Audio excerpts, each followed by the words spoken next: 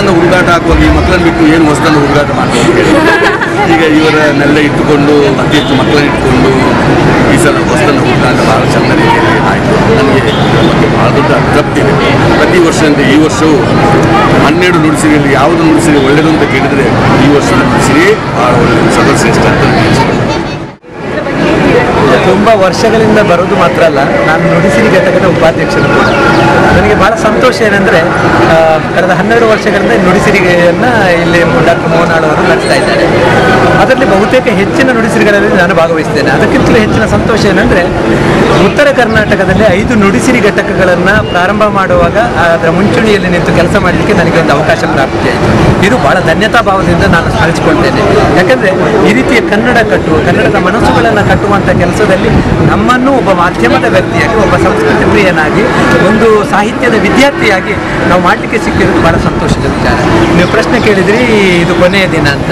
ಇದಕ್ಕೆ ಕೊನೆ ಎಂಬುದಿಲ್ಲ ಅಂತ ನಾನು ಭಾವಿಸ್ತೇನೆ. ಇದು ಶುರುವಾಗ್ತದೆ ಅಂತ ಹೇಳ್ತೇವೆ ಹಿಂದಿಯಲ್ಲಿ, ಪ್ರಾರಂಭ ಆಗಿದೆ ಅಷ್ಟೇ. ಯಾಕಂದರೆ ನಾವು ನಿತ್ಯ ನಿರಂತರವಾಗಿ ಕನ್ನಡದ ಕೆಲಸಗಳನ್ನು ಮಾಡಲಿಕ್ಕೆ ಇದು ಒಂದು ಜಾತ್ರೆ, ಉತ್ಸವದ ಹಾಗೆ. ಈ ಉತ್ಸವದಲ್ಲಿ ಪಾಲ್ಗೊಂಡು ಪುಣ್ಯದ ಪ್ರಾಪ್ತಿಯನ್ನು ಮಾಡಿಕೊಂಡು ಮುಂದಿನ ದಿನಗಳಲ್ಲಿ ಆ ಪುಣ್ಯದ ಪ್ರಭಾವವನ್ನು ಹಂಚಿಕೊಳ್ತಾ ಹೋಗಬೇಕು. ಹಾಗೆ ಕನ್ನಡದ ಕೆಲಸವನ್ನು ಮಾಡಲಿಕ್ಕೆ ಈಗ ಒಂದು ಒಳ್ಳೆಯ ಉತ್ತಮವಾಗಿರ್ತಕ್ಕಂಥ ವೇದಿಕೆ. 12ನೇ ವರ್ಷದಲ್ಲಿ ನಡೀತಿದ್ದಂಥ 4 ದಿನಗಳ ಕಾರ್ಯಕ್ರಮದಲ್ಲಿ ನಾನು ಕ್ಷಣದಲ್ಲಿ ಕೂಡ ಒಬ್ಬ ಐ ವಿಟ್ನೆಸ್, ಸಾಕ್ಷಿಯಾಗಿ ನಾನು ಹೇಳಬೇಕಾದ್ರೆ ಇಲ್ಲಿಯ ಊಟೋಪಚಾರ, ಇಲ್ಲಿಯ ಆತಿಥ್ಯ ಇದು ನೋಡಿ ಮನಸ್ಸು ತುಂಬಿ ಬಂದಿದೆ. ಒಬ್ಬ ಮಾಧ್ಯಮದ ವ್ಯಕ್ತಿಯಾಗಿ ಕೂಡ ಮಾಧ್ಯಮದ ಕಣ್ಣಿನಲ್ಲಿ ನಾನು ನೋಡಿದ್ದೇನೆ. ಭಾಳ ಸುಂದರವಾಗಿದೆ ಕಾರ್ಯಕ್ರಮ, ಅತ್ಯಂತ ಯಶಸ್ವಿಯಾಗಿದೆ. ಮೋಹನಾಳ್ ಅವರಿಗೆ ಕನ್ನಡಿಗರು, ಕನ್ನಡದ ಮನಸ್ಸುಗಳು ಶಕ್ತಿಯನ್ನು ತುಂಬಲಿ, ಈ ಕಾರ್ಯಕ್ರಮ ನಿರಂತರವಾಗಿ ನಡೀಲಿ ಅಂತ ನಾನು ಆಶಿಸ್ತೇನೆ. ಆಳ್ವಾಸ್ ನುಡಿಸಿರಿ ಬಹುಶಃ ಇದು ನನಗೆ 11ನೇ ನುಡಿಸಿರಿ. ನಾನು ಪ್ರತಿಯೊಂದು ನುಡಿಸಿರಿಯಲ್ಲಿ ಕೂಡ ಜರ್ನಲಿಸಮ್ ಡಿಪಾರ್ಟ್ಮೆಂಟ್ ನಮ್ಮ ಮೀಡಿಯಾ ಸೆಂಟ್ರಲ್ಲಿ ಕೆಲಸ ಮಾಡಿದವ. ಪ್ಲಸ್ ನನಗೆ ಎಲ್ಲ ನಾನು ಬೇರೆ ಬೇರೆ ಘಟಕಗಳಿಗೆ ನುಡಿಸಿರಿ ವಿಷಯದಲ್ಲಿ ಬೇರೆ ಬೇರೆ ಘಟಕಗಳಿಗೆಲ್ಲ ಹೋಗಿ ಅಲ್ಲಿ ಎಲ್ಲರಿಗೆ ಸೆಟ್ಟಿಂಗ್ ಮಾಡಿ ಬಂದು ಅಲ್ಲಿ ಎಲ್ಲ ಮತ್ತು ಚೇರ್ಮನ್ ಬಂದು ಅಲ್ಲಿ ಪ್ರೋಗ್ರಾಮ್ ಮಾಡುವ ವ್ಯವಸ್ಥೆ. ಬಹುಶಃ ನನಗೆ ಎಲ್ಲ ಊರಿನ ಜನಗಳು, ಕರ್ನಾಟಕದ ಪ್ರತಿಯೊಂದು ಡಿಸ್ಟಿಕ್ಕಿಂದ ನಾನು 300, 500, 800, 1,000 ಜನ ಬಂದಿದ್ದಾರೆ. ಅದೊಂದು ಎಕ್ಸ್ಪೀರಿಯನ್ಸ್ ಹೇಳುವಂಥ ವರ್ಡ್ಸ್ ಇಲ್ಲ ನನಗೆ, ಅಂಥ ಎಕ್ಸ್ಪೀರಿಯನ್ಸ್ ನನಗಾಗಿದೆ. ಮುಖ್ಯವಾಗಿ ಹೇಳೋದಾದರೆ ಈ ಸ್ಟೇಜ್ಗಳಲ್ಲಿ ನಡೆಯುವಂಥ ವಿವಿಧ ಕಾರ್ಯಕ್ರಮಗಳು ಪ್ಲಸ್ ಗೋಷ್ಠಿಗಳು ಬಹುಶಃ ಸಾಹಿತ್ಯ, ಸಾಮಾಜಿಕ, ಆರ್ಥಿಕ ಎಲ್ಲ ರೀತಿಯಲ್ಲಿ, ಯಾವ ರೀತಿಯಲ್ಲಿ ಎಲ್ಲರಿಗೆ ಒಂದೊಂದು ರೀತಿಯಲ್ಲಿ ಹೆಲ್ಪ್ ಆಗಿದೆ ಅಷ್ಟೇ ಹೇಳ್ಬೋದು. ಮುಖ್ಯವಾಗಿ ಯುವಜನತೆಗೆ ಅದೊಂದು ಆಶೀರ್ವಾದ ನಮ್ಮ ಮೋಹನಾಳ್ ಅವರು. I'm really proud of being a part of Wealth Nudisery, Alwas Nudisery, and it's a great initiative taken by Dr. Mohanal. And myself being the part of the media center, I got a lot of experience in sending like Nudisery, updating the website and interacting with the press people and everything. So right now we are the closing ceremony of Nudisery, and it's been a long, it's been a great event which is happening for the last 3 days. And right now it's a closing ceremony. I feel very proud to be a part of it. Thank you. ಯಾಕಂದರೆ ಎಲ್ಲ ಇದು ಖಾಲಿ ಆಳ್ವಾಸ್ ಮಕ್ಕಳು ಮಾತ್ರ ಅಲ್ಲ, ಎಲ್ಲರಿಗೂ ಇಲ್ಲಿ ಆಳ್ವಾಸ್ ಮಾತ್ರ ಅಂತ ಎನಿಸ್ತಾರೆ. SDM ಆಗಲಿ, ಮಂಡ್ಯಜ ಆಗಲಿ, ನಮ್ಮ ಕಟೀಲ್ ಆಗಲಿ ಅಂತ ಬೇರೆ ಬೇರೆ ಶಾಲೆಯಲ್ಲಿ ಬರುವ ಮಕ್ಕಳು ಕೂಡ ತುಂಬ ಒಂದು ಇಂಪಾರ್ಟೆಂಟ್ ಫ್ಯಾಕ್ಟರ್. ಈ ಒಂದು ಹೆಸರಿಗೆ ಈ ಒಂದು ಮೇನ್ ಫ್ಯಾಕ್ಟರ್. ಅದರ ಮೇಲೆ ಒಂದು 8ರಿಂದ 10 ಮಕ್ಕಳು ಪ್ರತಿ ವರ್ಷ ಅವರೀಗ ಜಾಬಲ್ಲಿದ್ದಾರೆ, ವ್ಯವಸಾಯ ಮಾಡ್ತಿದ್ದಾರೆ. ಅವರು ಕೂಡ ಇಲ್ಲಿ ಬರುವಾಗ ನಮಗೆ ಎಷ್ಟು ಗಿಂತದೆ ಖುಷಿ ಆಗ್ತದೆ. ಅದನ್ನು ನೋಡುವಾಗ ಒಂದು ಖುಷಿ ಆಗ್ತದೆ. ಮತ್ತು ನಮಗೂ ಕೂಡ ಅವರ ಪ್ರೀತಿಯನ್ನು ನೋಡುವಾಗ ಆ ಪ್ರೀತಿ ನಮಗೆ ತಗೊಳ್ಳಿಕ್ಕೆ ಆಗೋದಿಲ್ಲ, ಅಷ್ಟು ಪ್ರೀತಿ ಇರ್ತದೆ ಅವರ ಮೇಲೆ. ಹಾಗೆ ಮತ್ತು ಅವರು ಈವನ್ ಈ ಪ್ರೋಗ್ರಾಮ್ ಕೂಡ ನೋಡೋದಿಲ್ಲ, ಅವರಿಗೆ ನೋಡೋ ಚಾನ್ಸ್ ಸಿಗೋದಿಲ್ಲ. ಆದರೂ ಕೂಡ ಇಷ್ಟು ಕೆಲಸ ಮಾಡ್ತಾರೆ, ಕಷ್ಟಪಡ್ತಾರೆ. ನಾವು ನೋಡ್ತಾ ಇರ್ತೇವೆ ಇಲ್ಲಿ ಇದರ ಕಷ್ಟಗಳು ಅವರಿಗೆ ಮಾತ್ರ ಗೊತ್ತಿರ್ತದೆ. ಇಲ್ಲಿ ಎಷ್ಟೋ ಜನ ಭೋಜನ ಮಾಡ್ತಾರೆ, ಆದರೆ ಇದರ ಹಿಂದೆ ಇರುವ ಕೆಲಸ ಯಾವತ್ತಿಗೂ ನಾವು ಒಂದು ಆರ್ಗನೈಸರ್ಸ್ ಆಗಿ ನಮಗೆ ಮನಸ್ಸಿಗೆ ತುಂಬ ಟಚ್ ಆಗುವ ವಿಷಯಗಳು ಇದೆಲ್ಲ. ಅದು ನೀವೆಲ್ಲ ಮಾಧ್ಯಮದವರು ಅದನ್ನು ಕವರ್ ಮಾಡಬೇಕು, ಅದಕ್ಕೆ ಹೈಲೈಟ್ ಮಾಡಬೇಕು ಇಂಥ ಮಕ್ಕಳಿಗೆ. ಯಾಕೆಂದರೆ ಇವರಿಗೆ ಏನು ನಾವು ಯಾವುದೇ ಅಮೌಂಟ್ ಕೊಡೋದಿಲ್ಲ, ಏನು ಅವರಿಗೆ ಇದರಲ್ಲಿ ಏನು ಅವರಿಗೆ ಬೇರೆ ಬೆನಿಫಿಟ್ ಇಲ್ಲ, ಕೂಡ ಅವ್ರು ಸ್ವಂತವಾಗಿ ಬರ್ತಾರಲ್ಲ, ಅದೇ ಖುಷಿ ನಮಗೆ. ಹಾಗೆ ಇನ್ನೊಂದು ನೀವು ನೋಡಬೇಕು, ಖಾಲಿ ಇಲ್ಲಿ ಆಳ್ವಾಸ್ನ ಸಿಬ್ಬಂದಿಗಳಲ್ಲ, ಇವರು ಕೂಡ ಬಾಲಕೃಷ್ಣ ಶೆಟ್ಟರು ಅವರು ಮುಂಚೆ ಆಳ್ವಾಸ್ನ ಸಿಬ್ಬಂದಿ, ಆದರೂ ಕೂಡ ವರ್ಷ ಇಡೀ ನಮ್ಮ ಈ ಊಟದ ಒಂದು ವ್ಯವಸ್ಥೆ ನೋಡ್ಕೊಳ್ಳುವವರು ಇವರಿದ್ದಾರೆ. ನಮ್ಮ ಪ್ರಮೋದ್ ಹೆಗ್ಡೆಯವರಿದ್ದಾರೆ, ನವೀನ್ ಅವರಿದ್ದಾರೆ. ನವೀನ್ ಒಂದು ಜೆನೆ ಸ್ಕೂಲ್ನ ಒಂದು PT ಮಾಸ್ಟ್ರು, ಅವರು ಕೂಡ ಪ್ರತಿ ವರ್ಷ ನಮಗೆ ಕಾಣ್ತದೆ. ನಮ್ಮ ಮಯ್ಯರು, ರಾಜೀವ್ ಇಂಥವರು, ಮತ್ತು ಕೃಷ ನಮ್ಮ ಇದರಲ್ಲಿರುವ ಸ್ಟಾಫ್ ಇವರೆಲ್ಲ ಕೂಡ ಬೇರೆ ಬೇರೆ ಕೆಲಸದವರು. ಈವನ್ ಇವರು ಕ್ಲೀನಿಂಗ್ ಸೂಪರ್ವೈಸರ್ ಆಗಿರ್ಬೋದು, ಮಾಸ್ಟ್ನವರಾಗಿರ್ಬೋದು, ಎಲ್ಲರೂ ಕೂಡ ಜೊತೆ ಆಗ್ತಾರಲ್ಲ, ಅದೇ ಒಂದು ತಾಕತ್ತು ಇಡೀ ಒಂದು ನುಡಿಸಿರ್ಬೋದು. ಮತ್ತೊಂದು ವಿಶೇಷ ಏನಂದರೆ ಅದೇ ಸ್ವಚ್ಛತೆ ಸ್ವಚ್ಛತೆ ಇದಾದ್ಮೇಲೆ ನಮ್ಮ ಆಳ್ವಾಸಿನೇ ಸ್ಟಾಫ್ ಅವರು ಮತ್ತು ಮಕ್ಕಳು ಯಾವುದೇ ಈಗ 24 ಕೌಂಟರ್ ನಡೀತಾ ಉಂಟು. 24 ಕೌಂಟರ್ನಲ್ಲಿ ಊಟ ಮಾಡುವ ಟೇಬಲ್ನ ಹತ್ತಿರ ಅಥವಾ ಹಾಲ್ನಲ್ಲಿ ನಿಮಗೆ ಒಂದು ಅನ್ನದಾಗಲಿ ಸಿಗಲಿಕ್ಕಿಲ್ಲ. ಇದು ಒಂದು ವಿಶೇಷ. ಯಾಕಂದರೆ 24 ಕೌಂಟರನ್ನು ಸ್ವಚ್ಛ ಮಾಡುವಷ್ಟರಲ್ಲಿ ಕೆಲಸ ಮಾಡ್ತಾ ಇದ್ದಾರೆ. ಮತ್ತು ಇಡೀ ನಮ್ಮ ಕ್ಯಾಂಪಸ್ನಲ್ಲಿ ರಾತ್ರಿ 1 ಗಂಟೆ ಪ್ರೋಗ್ರಾಮ್ ಮುಗಿದರೆ ನೀವು ಬೆಳಿಗ್ಗೆ 5 ಗಂಟೆ ಬಂದು ನೋಡಿದರೆ ಒಂದು ಲೋಟ ಸಿಗಲಿಕ್ಕಿಲ್ಲ. ಮತ್ತು ಇದನ್ನೆಲ್ಲ ಕೊಂಡೋಗಿ ನಾವು ನಮ್ಮ ವಿಚಾರಣೆಯಲ್ಲಿ ಅದನ್ನು ಆ ಸ್ಥಳವಲ್ಲೇ ಭಾಳ ಮೂಡುಬಿದ್ರೆ ಪೇಟೆಯಲ್ಲಿ ಎಂದು ಬಿಸಾಡುವುದಿಲ್ಲ, ಒಂದೇ ನಮ್ಮ ಸ್ಥಳಕ್ಕೆ ಕೊಂಡೋಗಿ ಅದನ್ನು ಡಿಸ್ಪೋಸ್ ಮಾಡ್ತೇವೆ. ಮತ್ತು ಒಂದು ಸ್ವಚ್ಛತೆಗೆ ಇಲ್ಲಿ ನಮ್ಮ ಪ್ರಧಾನ ಆದ್ಯತೆ ಕೊಡ್ತೇವೆ. ಸ್ವಚ್ಛತೆ ಮತ್ತು ಸರ್ವಿಸ್ ಈಗೆಲ್ಲ ಮಕ್ಕಳು ಬರುವುದು ಟೈಮ್ 7 ಗಂಟೆಗೆ ಬೆಳಿಗ್ಗೆ ನಾವು ಚಾ ಕುಡಿಯೋ ಮಕ್ಕಳಿಗೆ ಕೊಟ್ಟಿರ್ತೇವೆ. ಇವತ್ತು 10:45 ಗಂಟೆವರೆಗೆ ನಾವು ಸರ್ವ್ ಮಾಡಿದ್ದೇವೆ. ಮಧ್ಯಾಹ್ನ 12 ಗಂಟೆಗೆ ನಾವು ಊಟದ ಮಧ್ಯಾಹ್ನದ ವ್ಯವಸ್ಥೆ ಮಾಡ್ತೇವೆ. ಸಾಧಾರಣ 3 ಗಂಟೆವರೆಗೆ ಅದು ನಿಲ್ಲಿಸುವುದಿಲ್ಲ. ಯಾರೇ ಎಷ್ಟೊತ್ತಿಗೆ ಬಂದು ನಿನ್ನೆ ಒಂದು ಸಾಧಾರಣ 25,000ಗೆ ಹೆಚ್ಚು ಜನ ಊಟ ಮಾಡಿದ್ದಾರೆ. 26 ಕ್ವಿಂಟಾಲ್ ಅಕ್ಕಿ ಅನ್ನವನ್ನು ಮಾಡಿದ್ದೇವೆ. 10:45 ಗಂಟೆವರೆಗೆ ಸರ್ವ್ ಮಾಡಿದ್ದೇವೆ. ಯಾರೇ ಎಷ್ಟೊತ್ತಿಗೆ ಬಂದು ನಾವು ಇಲ್ಲ ಅಂತ ಹೇಳುವುದಿಲ್ಲ, ಅವರನ್ನು ಕರೆದು ಊಟ ಹಾಕಿದ್ದೇವೆ. ಈ ರೀತಿ ಸರ್ವ್ ಮಾಡಿದ್ದೇವೆ. ಮತ್ತು ಸಾಧಾರಣ ಒಂದು 100 ಜನ ಅಷ್ಟು ಅಡುಗೆದವರು ಇದ್ದಾರೆ ಇಲ್ಲಿ, ಅಡುಗೆ ಮಾಡುವವರು. ಒಂದು 30 ಜನ ಅಷ್ಟು ಸ್ವೀಟ್ ಮಾಡೋರು ಬೇರೆ, ಅದರ ವಿದ್ವಾನಿಗೆ ಬೇರೆ ಸಪರೇಟ್ ಮಾಡ್ತಾ ಇದ್ದಾರೆ. ಮತ್ತು ಇದನ್ನು ಪಾತ್ರೆ ತೊಳೆಯುವುದು ಅದೇ ಒಂದು ವಿಶೇಷ. ಪಾತ್ರೆ ತೊಳೆಯುವುದು ಇಷ್ಟು ಪಾತ್ರೆಗಳಿದೆ.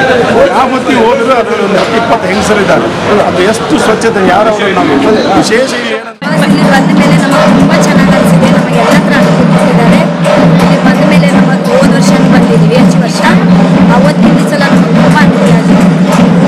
ಎಲ್ಲ ವ್ಯವಸ್ಥೆ ಇಲ್ಲಿ ಇದ್ದಂಥ ಎಲ್ಲೂ ಇಲ್ಲ.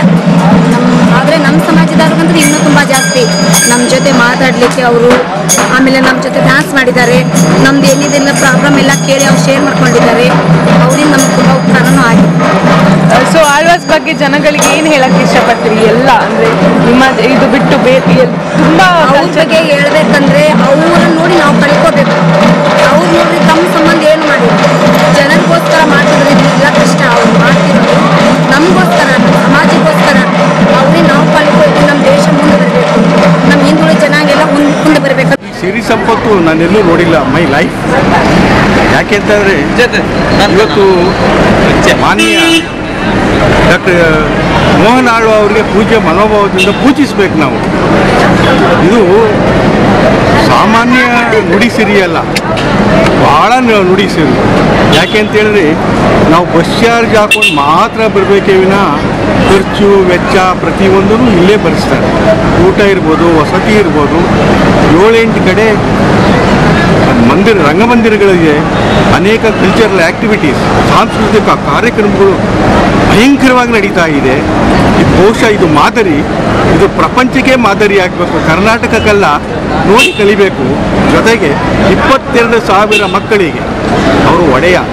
ಅದಕ್ಕಿಂತ ಹೆಚ್ಚಾಗಿ ಮಧ್ಯಮ ವರ್ಗದವ್ರಿಗೆ ಹಾಗೂ ಭಾಳ ಅತ್ಯಂತ ಹಿಂದುಳಿದ ವರ್ಗದವ್ರಿಗೆ ಉಚಿತವಾಗಿ 6,000 ಮಕ್ಕಳುಗಳಿಗೆ ಈಗಾಗಲೇ ನಾನು ಮಾತಾಡ್ಸ್ಕೊಂಡು ಬಂದೆ. ಡಾಕ್ಟರ್ ಮೋಹನ್ ಆಳ್ವ ಭಾಳ ಭಾಳ ಭಾಳ ಆತ್ಮೀಯರಾಗಿದ್ದಾರೆ ನನಗೆ.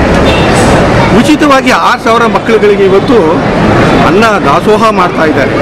ಇವತ್ತು ನಾವು ಈಗಾಗಲೇ ನೋಡ್ತಾ ಇದ್ದೀವಿ, ಬೆಳಗ್ಗೆ 7 ಗಂಟೆಗೆ ಸ್ಟಾರ್ಟ್ ಆದದ್ದು ಉಪಹಾರದಿಂದ ಈಗ ಮತ್ತೆ ಮಧ್ಯಾಹ್ನದ ಊಟ, ರಾತ್ರಿ ಊಟ, ಮಲಗುವಿಕೆ ಕೊಠಡಿ ವ್ಯವಸ್ಥೆ, ಸಾಲದಕ್ಕೆ ಪುತ್ತಿಗೆಯಲ್ಲಿ ಒಂದು ಇದೆ, ರಂಗಮಂದಿರ ಇದೆ, ಅಲ್ಲಿಂದ ಇಲ್ಲಿಗೆ ವೆಹಿಕಲ್ ವ್ಯವಸ್ಥೆ ಭಾಳ ಚೆನ್ನಾಗಿದೆ. ನಾನು ಪ್ರಥಮ ಬಾರಿಗೆ ಇವತ್ತು ನುಡಿಸಿರಿಗೆ ಬರ್ತಾ ಇರೋದು. ವೀರಸತ್ಗೂ ನಾನು ಬರ್ತಾ ಇದ್ದೀನಿ. ನಾನೇನು ನನ್ನ ಅದೃಷ್ಟವಂತ ಅಂತ ನಾನು ಹೇಳ್ಕೋಬೋದು. ಆದರೆ ಈ ಥರದ್ದು ಮಾದರಿಯಾಗಬೇಕು. ಇದು ಯಾವುದೇ ಸರ್ಕಾರದಿಂದ ಯಾವುದೇ ಸೌಲಭ್ಯ ಪಡ್ಕೊಳ್ಳದೆ ಇವರು ಮಾಡ್ತಾ ಇದ್ದಾರೆ ಅಂದರೆ ಇಟ್ ಇಸ್ ಎ ಗ್ರೇಟ್. ಹಾಗೆ ಅವ್ರಿಗೆ ಮಾನ್ಯ ಡಾಕ್ಟರ್ ಮೋಹನ್ ಆಳ್ವ ಅವರಿಗೆ ಆಯಸ್ಸು ಅವ್ರಿಗೆ 120 ವರ್ಷ ಕೊಟ್ಟರೆ ಸಾಕು. ಯಾಕೆಂತ ಅಂದರೆ ಈ ಥರ ಮಾದರಿ ನನ್ನ ಲೈಫಲ್ಲಿ ನಾನು ಎಲ್ಲೂ ನೋಡಿಲ್ಲ. ಆದರೆ ಇದು ನಿರಂತರವಾಗಿ ನಡ್ಕೊಂಡು ಹೋಗ್ತಾ ಇರಲಿ. ನನ್ನ ಮಾಧ್ಯಮದವರಿಗೆ ನೀವು ಬರೀಬೇಕು ಅಟ್ಲೀಸ್ಟು. ಈ ನೋಡಿ ಎಷ್ಟು ಜನ ಸಂಖ್ಯೆಯಲ್ಲಿ ಬರ್ತಾ ಇದ್ದಾರೆ. ಹಾಗಾಗಿ ಅವ್ರಿಗೆ ಆರೋಗ್ಯ ಭಾಗ್ಯ ಎಲ್ಲ ನೀಡಲಿ ಅಂತೇಳಿ ಭಗವಂತ ಆ ಪ್ರೇರಣೆ ಶಕ್ತಿ ಕೊಡಲಿ ಅಂದ್ಬಿಟ್ಟು ನಾನು ಈ ಮೂಲಕ ಮಾಧ್ಯಮಕ್ಕೆ ತಿಳಿಸ್ತಾ ಇದ್ದೀನಿ. ಇದು ಪ್ರಥಮ ಸಾರಿ ಈ ಒಂದು ಸಮ್ಮೇಳನಕ್ಕೆ ಬರ್ತಾ ಇರೋದು. ಈ ನಾಡು ನುಡಿ ಅಂತಕ್ಕಂಥ ಒಂದು ಸಮ್ಮೇಳನ ಸರ್ಕಾರದ ವತಿಯಿಂದ ನಡೀತಾ ಇತ್ತು ಮತ್ತು ಕನ್ನಡ ಸಾಹಿತ್ಯ ಪರಿಷತ್ನಿಂದ ನಡೀತಕ್ಕಂಥದ್ದು ಅನೇಕ 3 ದಿನಗಳ ಕಾರ್ಯಕ್ರಮವನ್ನು ನೋಡಿದ್ದೀವಿ. ಆದರೆ ಈಗ ಖಾಸಗೀಕರಣದಲ್ಲಿ ಈ ಒಂದು ದೊಡ್ಡ ಸಂಸ್ಥೆಯಾಗಿ ಬೆಳೆದಿರ್ತಕ್ಕಂಥ ಹೆಮ್ಮರವಾಗಿ ಬೆಳೆದಿರ್ತಕ್ಕಂಥ ಈ ಒಂದು ಸಂಸ್ಥೆ ತನ್ನದೇ ಆಗಿರ್ತಕ್ಕಂಥ ಒಂದು ಕನ್ನಡ ನಾಡು ನುಡಿಯ ಸಿರಿಯನ್ನು ಬೆಳಗಿಸ್ತಕ್ಕಂಥ ಒಂದು ಕಾರ್ಯಕ್ರಮವು ಅದ್ಧೂರಿಯಾಗಿ ನಡೀತಾ ಇರತಕ್ಕಂಥದ್ದು ಇದು ಕಣ್ಮನಗಳನ್ನು ಸೆಳೆತಕ್ಕಂಥ ಒಂದು ಸನ್ನಿವೇಶವಾಗಿದೆ. ಈ ಒಂದು ಸನ್ನಿವೇಶದಲ್ಲಿ ನಾನಾ ರೀತಿಯ ಕಲೆಗಳಿಗೆ ಪ್ರೋತ್ಸಾಹವನ್ನು ಕೊಡ್ತಕ್ಕಂಥ ಪ್ರೋತ್ಸಾಹಕರಿಗೆ ಮತ್ತು ಪ್ರೇಕ್ಷಕರಿಗೆ ಅನೇಕ ರೀತಿಯಿಂದ ಎಲ್ಲ ಅನುಕೂಲವನ್ನು ಮಾಡಿಕೊಡ್ತಕ್ಕಂಥ ಈ ಒಂದು ಸಮ್ಮೇಳನ ನಮ್ಮ ಒಂದು ಎಲ್ಲೆಡೆಗೂ ಮೀರಿ ಇರ್ತಕ್ಕಂಥ ಒಂದು ಸಮ್ಮೇಳನ ಇದಾಗಿದೆ.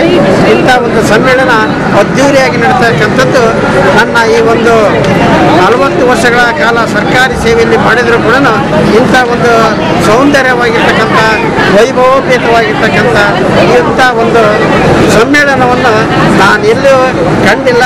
ಇಂಥ ಒಂದು ಸಮ್ಮೇಳನಗಳು ನಿರಂತರವಾಗಿ ನಡೀತಾ ಇರಲಿ ಮತ್ತು ಕನ್ನಡಿಗರ ನುಡಿ ನಾಡು ಬೆಳವಣಿಗೆ ಆಗಲಿಕ್ಕೆ ಇದು ಸಾಕಷ್ಟು ಪ್ರೇರಕವಾಗಿದೆ ಅಂತಂದು ನನ್ನ ಅಭಿಪ್ರಾಯ.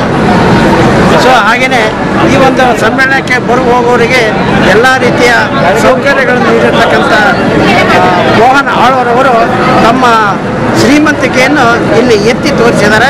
ಕನ್ನಡ ನಾಡು ನುಡಿಗೆ ತಮ್ಮ ಶ್ರೇಯಸ್ಸು, ತಮ್ಮ ಅಭಿವೃದ್ಧಿ ಮತ್ತು ತಮ್ಮ ಧ್ಯೇಯೋದ್ದೇಶಗಳು ಏನು ಎಂಬುದನ್ನು ನಾವು ಕನ್ನಡಿಗರು ನೋಡಿ ನಾವು ಕೂಡ ಇದಕ್ಕೆ ನಮ್ಮ ಸಹಕಾರವನ್ನು ನೀಡಬೇಕಂತಂದೇಳಿ ನಾನು ಈ ಸಂದರ್ಭದಲ್ಲಿ ಈ ಅಭಿಪ್ರಾಯ ಪಡ್ತೀನಿ. ಫಸ್ಟ್ ಇಯರ್ MCJ ನುಡಿಸಿರಿ ಇದು ನನಗೆ 4th ಇಯರ್ ಎಕ್ಸ್ಪೀರಿಯನ್ಸ್. ಅಂದರೆ ನಾನು ಡಿಗ್ರಿಯಿಂದ ಇಲ್ಲೇ PUCಯಿಂದ ಓದ್ತಾ ಇದ್ದೀನಿ, ಬಟ್ ನುಡಿಸಿರಿ ಅಟೆಂಡ್ ಮಾಡಿ ಡಿಗ್ರಿಯಿಂದ. ಸೊ 4 ಇಯರ್ಸ್ ಇದು ನನ್ನ 4th ಇಯರ್. ತುಂಬ ಚೆನ್ನಾಗಿರುತ್ತೆ ಎಕ್ಸ್ಪೀರಿಯನ್ಸ್. ಅಂದರೆ ಆ್ಯಸ್ ಅ ಮೀಡಿಯಾ ಸ್ಟೂಡೆಂಟ್ ಏನಂತ ಹೇಳಿದರೆ ನಮಗೆ ತುಂಬ ಎಕ್ಸ್ಪೋಜರ್ ಇದೆ ಇಲ್ಲಿ. ಮತ್ತು ನಮಗೆ ಪ್ರತಿಯೊಂದು ವರ್ಷ ನಮಗೆ ಡಿಫ್ರೆಂಟ್ ವರ್ಕ್ಸ್ ಸಿಕ್ಕಿದ್ದು. ಅಂದರೆ ಪೇಪರ್ ರೆಡಿ ಮಾಡೋದಾಗಿರ್ಬೋದು, ಪ್ರಿಂಟ್ ಸೆಕ್ಷನ್ ಪ್ರೊಡಕ್ಷನ್ ಆಗಿರ್ಬೋದು, ನಮ್ಮದು ಅಂದರೆ TV ಪ್ರೊಡಕ್ಷನ್ಸ್ ಆಗಿರ್ಬೋದು, ಮತ್ತು media management, media relations. So ಎಲ್ಲ ಒಂದು ಪಾರ್ಟಲ್ಲಿ ನಾವು ಅದನ್ನು ಕಲಿತೀವಿ ನುಡಿಸಿರಿಯಲ್ಲಿ. ಇದ್ರ ಜೊತೆಗೆ ಏನಂತ ಹೇಳಿದರೆ ಒಂದು ಕಲ್ಚರಲ್ ಅಟ್ಮಾಸ್ಫಿಯರ್ ಕಾಲೇಜಲ್ಲಿ ಇರೋದ್ರಿಂದ ನಮಗೆ ತುಂಬ ಹೆಚ್ಚಿನ ಒಂದು ಕಲ್ಚರಲ್ ಪ್ರೋಗ್ರಾಮ್ಸ್ ಬಗ್ಗೆ ತಿಳ್ಕೊಳ್ಳೋಕ್ಕೆ ಹೆಲ್ಪ್ ಆಗಿದೆ. ಸೊ ನುಡಿಸಿರಿ ಬಗ್ಗೆ ಪ್ರೋಗ್ರಾಮ್ ಬಗ್ಗೆ ಆ ಪ್ರೋಗ್ರಾಮ್ ತುಂಬ ನೀವು ಸಹ ಅಟೆಂಡ್ ಮಾಡಿದ್ದೀವಿ ನುಡಿಸಿರಿ. ಸೊ ತುಂಬ ಚೆನ್ನಾಗಾಗುತ್ತೆ ಪ್ರತಿ ವರ್ಷ ಕೂಡ. ಈ ಸಲ